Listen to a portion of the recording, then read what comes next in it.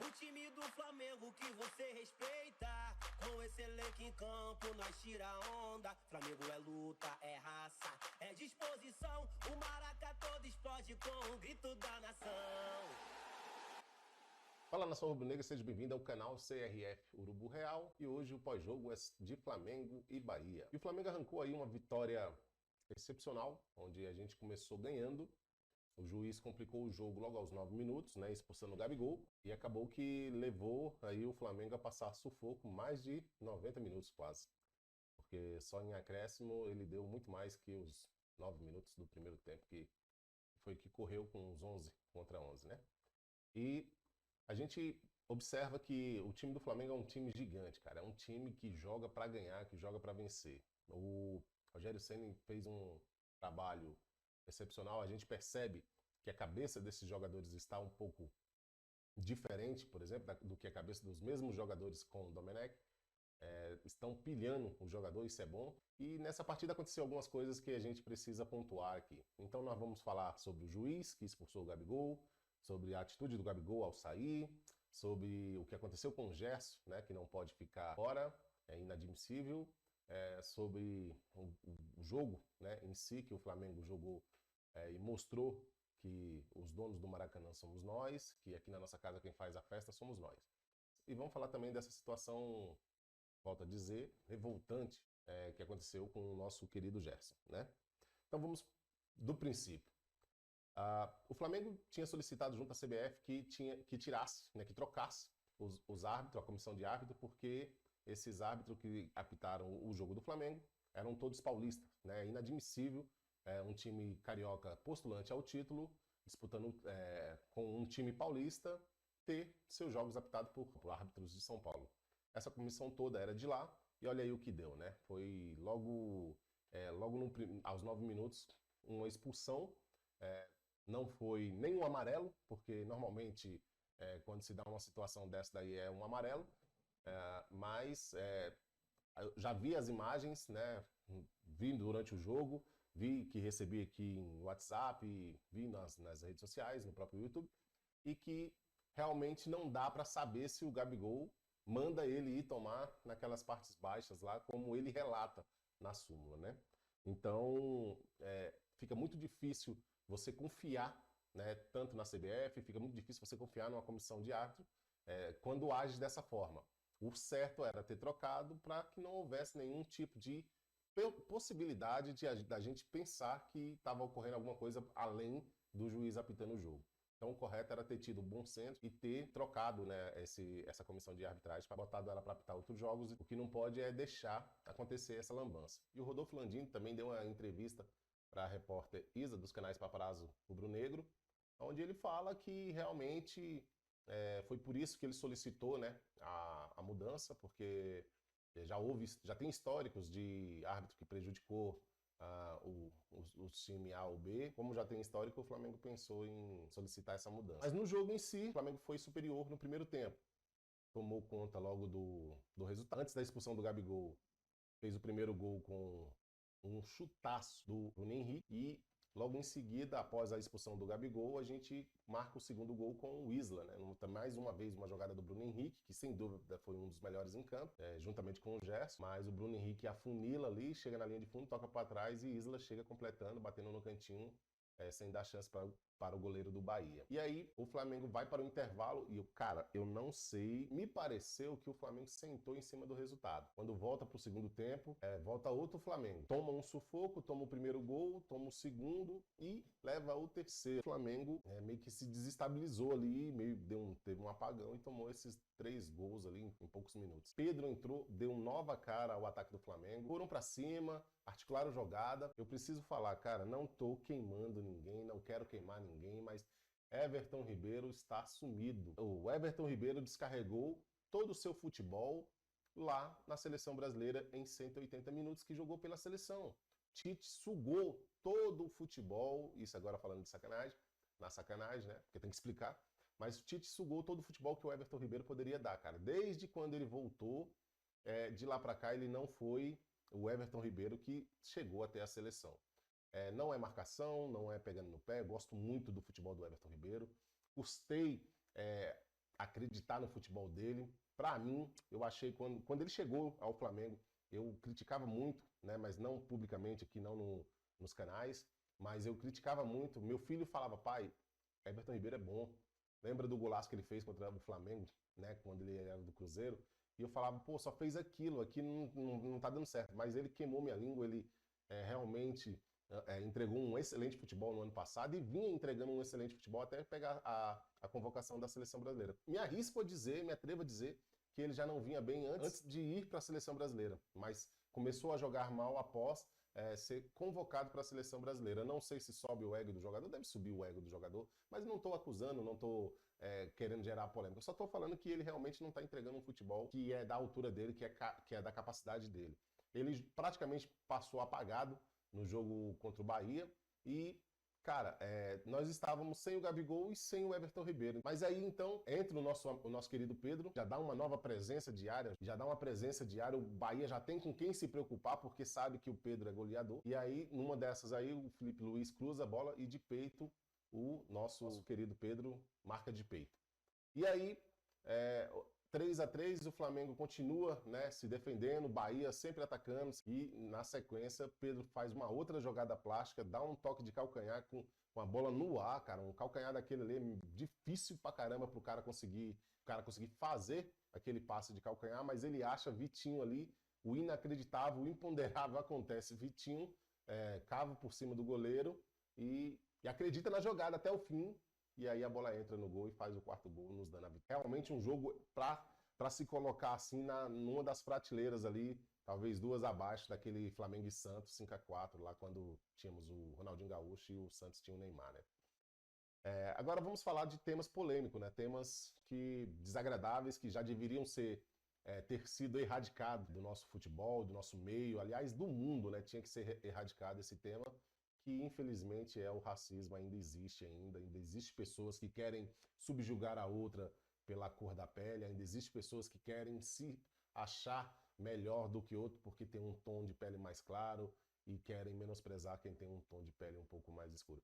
Cara, é inacreditável. Quando eu vi o Gerson transtornado, ele não estava irritado, ele estava transtornado. Se existe uma situação em que o cara está totalmente exaltado, igual aquela situação do Gerson, deveria ser, naquele momento, deveria-se ter averiguado os fatos.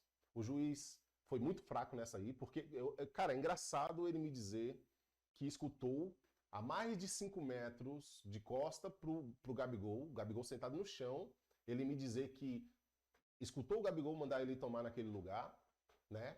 E ele ali no meio da muvuca, próximo ali da jogada, de não ouvir, né? O que foi dito ao Gerson ou o que o Gerson estava dizendo.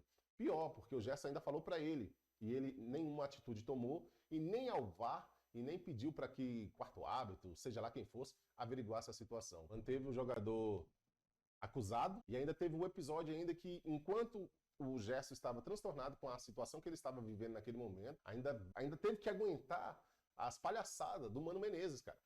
Ainda teve que aguentar as palhaçadas do Mano Menezes lá fora, dizendo que ele estava com malandragem, que ele agora era vítima e que ele tinha que realmente ter tomado as entradas duras que o Daniel Alves deu nele. Não justifica, por exemplo, o Mano Menezes querer atenuar a situação do seu jogador. Não justifica. No final não, durante ali a discussão, quando a bola volta a rolar, o áudio do Premier capta exatamente as seguintes palavras. O Mano Menezes falando assim, isso é grave. Você tá entendendo? Então, se o Mano Menezes, naquele momento, fala isso é grave, é sinal de que ele entendeu que a acusação que o Gerson estava fazendo tinha fundamento e que aquela situação era grave. Entendeu? Então, não faz muito sentido ele ficar querendo minimizar. Eu sei que na hora ele quer defender o jogador dele, quer defender o dele, tudo bem, né? Mas não cabe mais pessoas atenuar situações de racismo. Se existe ainda o racismo é porque existe ainda pessoas que tentam acobertar. Fico muito triste aqui com a declaração. Eu queria uma declaração mais veemente, apesar de que eu não tenho que exigir nada de ninguém, a gente não tem que exigir nada de ninguém, a no seu respeito, né? As pessoas têm que se respeitarem, e a gente tem que exigir isso, realmente. Mas a declaração do Jorge Jesus, por exemplo, com relação àquele jogador lá contra o PSG, daquele time lá, que eu não sei o nome, eu não me lembro o nome agora, a declaração do Jorge Jesus foi muito infeliz, né? Ele dizer que tá tendo muito disso hoje e tal, minimizando, né, a situação porque não estava lá. É a mesma coisa de eu falar que, é a mesma coisa de eu falar que eu não sei, eu não estava lá com essa atitude do Gerson. Mas você vê a indignação no rosto do Gerson, na forma que o Gerson está protestando ali, e se você vê também a cara de paisagem, tanto do juiz quanto do quarto árbitro que estava ali perto, tanto Cara, a parada é tão sinistra que eu não vi, pelo menos até o momento que eu estou gravando esse vídeo, são 4 horas e 33 minutos do dia 21, ou seja, segunda-feira após o jogo, né? Eu não vi, até o presente momento, eu não vi nenhuma retratação e muito menos uma fala do cara negando o que disse. Eu não vi. Se vocês viram aí, marquem, escrevem aí nos comentários, me dizem onde é que tá, bota o link. Eu não vi nenhum momento esse camarada, esse Índio Ramírez, se retratar, pedir desculpa, falar alguma coisa com relação a isso. Eu vi sim notas do Bahia dizendo que demitiu, né, não sei se por esse motivo, demitiu o Mano Menezes. Eu acho que ele já ia cair se caso ele perdesse para o Flamengo. É a segunda vez que ele é demitido esse ano, por conta que perde uma partida para o Flamengo. Mas na nota não deixa claro, só deixa claro que eles vão se pronunciar após todo o desenrolar desses fatos, né? Então, a parada é tão sinistra que o jogador ainda que foi acusado não se manifestou. Ou seja, então você já percebe que alguma coisa tem aí, né? Eu não estou acusando, quem viveu foi eles lá dentro, mas você percebe que alguma coisa tem porque ninguém se manifestou. O Mano Menezes foi ao Twitter, deu uma tweetada lá dizendo que repudia veementemente, mas que não se resolve na porrada. Tentou dar uma minimizada aí na questão porque o Jefferson estava alterado, só que o Jefferson não foi para cima do cara para dar porrada, o Jefferson foi para protestar. Tanto é que ele chamou a atenção do árbitro, ele chamou a atenção do quarto árbitro, né? Ele não foi para dar porrada. Tanto é que ele também não ficou dando no meio do cara depois disso, entendeu? Então, essa parte não cabe nem de ser colocada lá do Mano Menezes, mas ele tweetou lá e falou alguma coisa nesse sentido. Um fato lamentável, né? Todos sabemos que é um fato lamentável. E Rodolfo Landim se pronunciou lá nos canais Paparazzo Rubro-Negro, depois vocês dão uma procurada lá, dá uma olhada lá. E eu tenho aqui também a coletiva do Rogério Ceni, né? E a do Braz, a respeito de tudo que aconteceu, né? O que o Flamengo, o Braz fala ali um pouco sobre a atitude do Flamengo. E em seguida tem a coletiva também do nosso querido Rogério Ceni, né? Então vamos assistir aqui a coletiva do Braz e em seguida a gente assiste a coletiva vou colocar alguns pontos apenas do Rogério Ceni, beleza? Então segue aí. Preciso ligar alguma coisa aqui, não? Bem, boa noite a todos.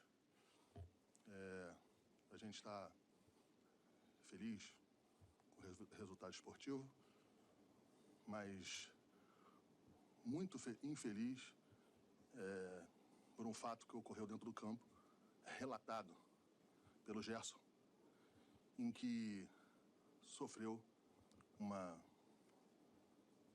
Foi muito... Assim, eu acho que a gente tem até dificuldade de falar, né? Ele sofreu uma ação de racismo dentro de campo, relatou isso para a imprensa. E o Flamengo, como uma instituição centenária, vem se colocar à disposição do atleta, ao lado do atleta, e mais do que isso, peça a profunda apuração desse episódio, que ela é infeliz, ela sempre foi infeliz, só que infelizmente é contundente no mundo de hoje.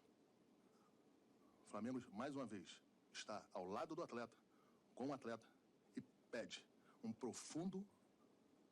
profunda investigação sobre o relatado e as acusações do atleta do Flamengo. Muito obrigado e um bom domingo para todos vocês. Esse foi o pronunciamento aí do nosso querido Braz. Confesso para vocês que não podia esperar menos dele.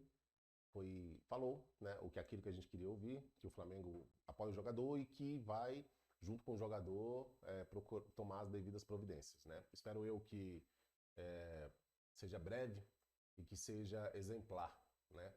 Porque não adianta, se as coisas acontecem no nosso país hoje, é porque as punições, as leis, as punições não são exemplares.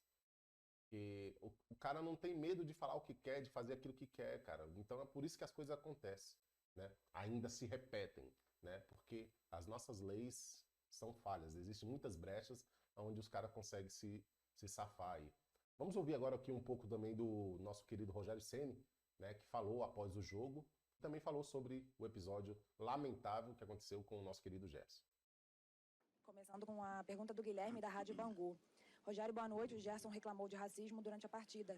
Queria que você falasse sobre esse assunto e como foi conversado no vestiário depois do jogo. Eu conversei, na verdade, agora com o Gerson, ouvindo da parte dele que o Ramírez falou para ele. E eu acho que é lamentável você... Primeiro, o Brasil é um país que abre para muita gente, né? Principalmente o sul-americano no futebol, né? É um país que recebe e acolhe muito bem as pessoas, né? Então, pelo que o Gerson me relatou, eu lamento muito a forma como ele relatar cala a boca negro, né? Eu acho pesado demais para alguém que tem um mercado de trabalho aberto no país, que é recebido como... Eu já trabalhei em alguns clubes e com muitos estrangeiros recebido super bem, e tomar uma atitude dessa. E também o racismo não está só nisso, não, na cor. Às vezes a pessoa está na camisa que você veste, né? Tá em quem você é dentro de você. Então, assim, é lamentável a situação criada no dia de hoje.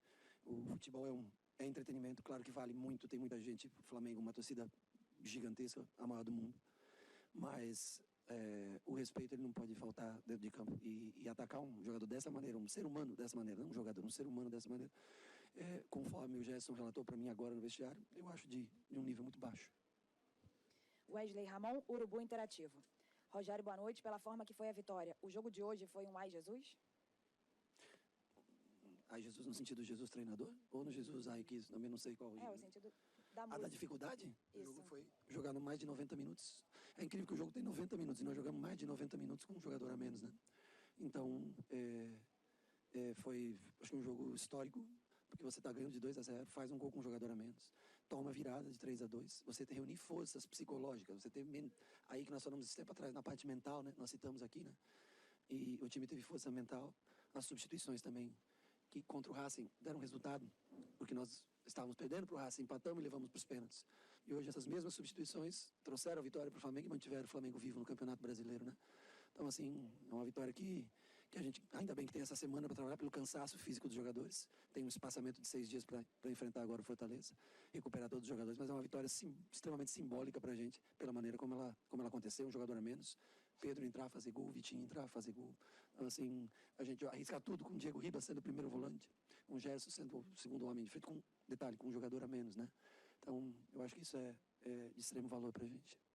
Rafael Melo, Rádio Onda Mix. Boa noite, Rogério. Bruno Henrique, que fez uma grande partida hoje, voltou a viver grande fase com a camisa do Flamengo. Você acredita que a polêmica expulsão de Gabigol o motivou ainda mais na partida de hoje? Ele é um cara que se motiva, automotiva. É um cara muito bom de se trabalhar, um cara acima da média.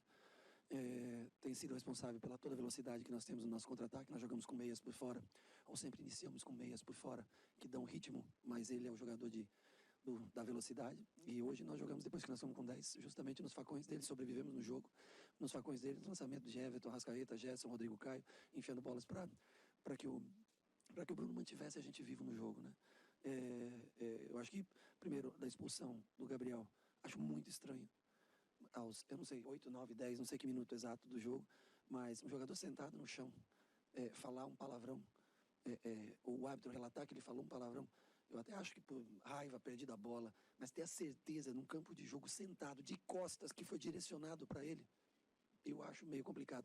Lógico que não vamos ser puros que não existe palavrão no futebol, sim, existe dentro do campo. Mas aos 9 minutos de jogo, outra coisa.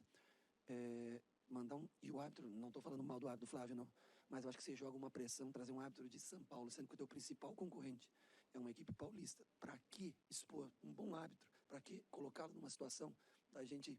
Não daria para ter um melhor bom senso, por exemplo, de colocar um árbitro de outro estado, para que não se gere comentários como gerou esse jogo, da maneira como ele foi jogado. Eu acho que são coisas que a gente tem que pensar.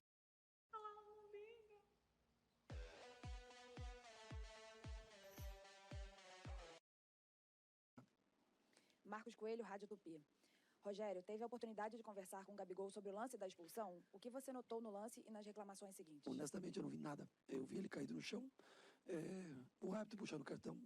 Quando chegou no intervalo, nesse momento eu não tenho condições de conversar com ele, sim, eu tenho que conversar com o time, para o time, para ver o que a gente pode fazer. E agora, no final do jogo, na hora nós só rezamos primeiro que a voz já não vem mais, eu converso com ele na terça-feira, mas breve passagem, ele falou, eu não xinguei o árbitro, foi o que ele falou para mim, eu não xinguei o árbitro de maneira nenhuma. Essa foi o relato da única troca de palavra que eu tive nesse intervalo todo, que foi da expulsão dele até o final do jogo. Luciana Zogaib, Rádio Ferdi. Com um jogador a menos e tendo levado a virada no segundo tempo em menos de 15 minutos, qual o peso e o que representa uma vitória como essa para a equipe na briga pelo título? Olha, eu parabenizo os jogadores que tiveram a cabeça no lugar para se manter no jogo depois do 3-2.